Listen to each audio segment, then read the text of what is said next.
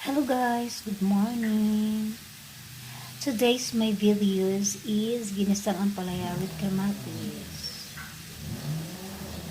Nakakamiss lang to guys. Mura pa kasi ngayon ang kamatis. Tsaka parang bumaba po yung price ng ampalaya. Kaya gisa-gisa muna tayo ng ampalaya.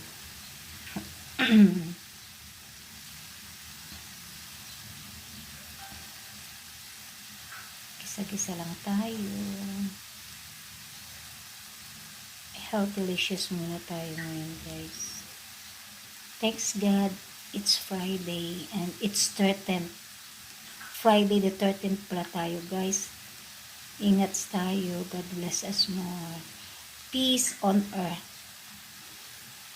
Prayer po sa lahat po ng nakakaranas ngayon ng kaguluhan sa Middle East.